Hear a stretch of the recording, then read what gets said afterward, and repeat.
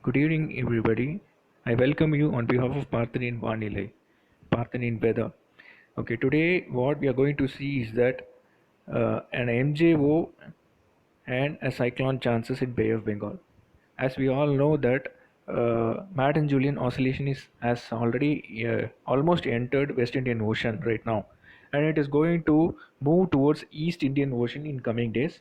That is in next 10 to 15 days. So, what are the chances of a cyclone formation? Because this is an intra-seasonal month. Actually, from 2nd of April, there will be an intra-seasonal changeover in the weather pattern. Actually, the warmness of the ocean transfers from South Indian Ocean to North Indian Ocean, or you can also say that southern hemisphere to northern hemisphere. So when the summer heats up the ocean, North Indian Ocean, that is where the MJO, that is when the MJO enters the Indian Ocean. So now MJO is near the West Indian Ocean and it is going to move to East Indian Ocean. What are the cyclone chances in Bay of Bengal? That is what we are going to see today. In the coming days, if you see, this is MJO forecast. The green line after 20th is the forecast track for MJO, and this comes from phase 2 to phase 3. Like phase 2 is the West Indian Ocean, phase 3 is East Indian Ocean. So the orange dotted circle, that is MJO is weakening from 25th onwards, and it is entering into the circle and coming out of it, and again strengthening after 30th or 1st May. So what happens during this time? After entering the phase 3, this is the orange dotted circle. This is from 25th onwards the scenario. So when the MJO, if MJO is weakening after 25th, what will happen is that it gives out the chances for South India to get more rainfall. For example, if this MJO is not going to weaken and going to strengthen, then there will be a cyclone chances in Bay of Bengal, which might skip South India. Since MJO is in East Indian Ocean, it might push the cyclone towards Myanmar or Bangladesh. But whereas today the MJO is a forecast is showing that after 25th MJO is weakening and entering into that inner circle of the MJO data. So, because of this, there can be a circulation over southwest Bay of Bengal and along Tamil Nadu and South Andhra coast, and this can bring some atmospheric circulation, and this can produce some rain after 27th to 30th April. So, this is what the scenario of MJO as of today. So, it might change in the future also. Okay, let me go to the next slide, and this is the interpretation of GFS. Actually, GFS forecast, this is the latest forecast to today. What it's showing is that you can see the animation picture from 28th. It is giving more rainfall over coastal Andhra Pradesh and coastal Tamil Nadu, also over some parts of interior Tamil Nadu from 27th to 30th. This is because of the NJO is weakening after 25th. And I'm not saying that this is going to stay for a while, but this is the forecast at present. I'm just giving you this presentation for your understanding on dynamics.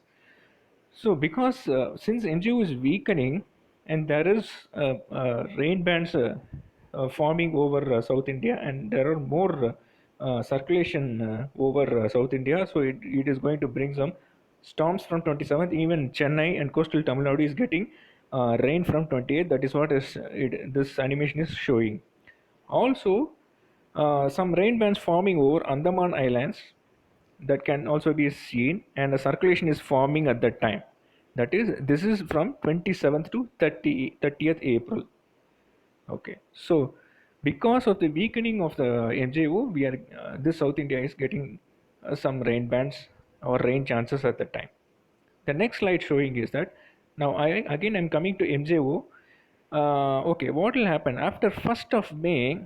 It is strengthening. MJO is coming out of the circle and increasing the amplitude. You can see that red dotted circle. Within that, you can see that green line coming out of that inner MJO, the circle, like So it is coming out and strengthening. So after, by 30th April, it is strengthening. So after that, what is happening? If you see the GFS forecast, from 30th onwards, it is showing that see near Andaman. Now, since MJO has started strengthening, the rainfall event over South India has reduced from April 30th, completely reducing, and totally the circulation pattern over Andaman is taking over, and it is forming as a cyclone that can be seen over the region. And because that sucks up all the moisture from India and also from the West Indian Ocean. So it is forming as a big cyclone because MJO is strengthening from April 30th. Okay. Now what next? Okay. This is a scenario I'm giving you. For example, on April 30th there is a circulation intensifying near Andaman. By that time, if MJO is staying in East Indian Ocean, and what are the probability of cyclone movement? So by the time if cyclone forms, I am sure that it will move towards Myanmar or Bangladesh coast. So NJO has to stay in East Indian Ocean to move the cyclone towards Myanmar and Bangladesh. Then, if MJO is in phase 4 is nothing but the maritime continent. You can see South China, those regions. If MJO has moved by that time, by April 30th or May 1st, if MJO is moved, so then where the cyclone moves, it again moves towards West Bengal or Odisha.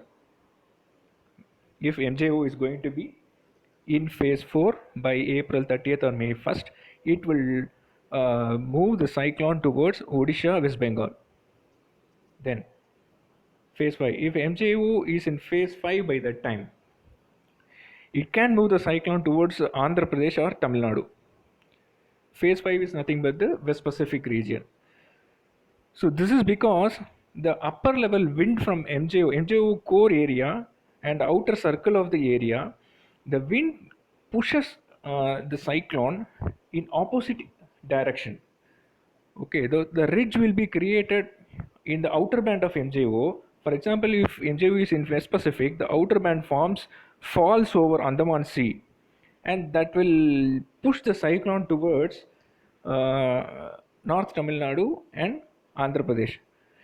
That doesn't mean that upper level divergence. That upper level divergence pushes the cyclone towards Tamil Nadu or so. This scenario is very less actually because MJO is going to stay long over Indian Ocean, and whenever there is a ocean-wide warming in Pacific, NJO will stay longer in Indian Ocean. This time also Pacific is very warm and basin-wide warming is happening. So NJO is going to stay longer in Indian Ocean. So as far as NJO is going to stay in phase 3, that is in East Indian Ocean, definitely if a cyclone forms by April 30 or May 1, definitely it will move towards Bangladesh or Myanmar.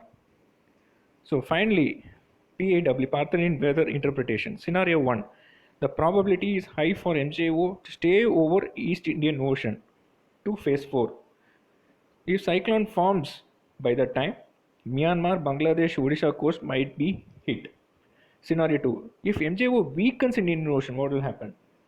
Then cyclone formation in Bay has less chance. That is, if MJO is going to weaken in East Indian Ocean and it is not going to strengthen again, but we have seen in the initial picture like saying that it is weakening by 25th and again it is strengthening by April 30th.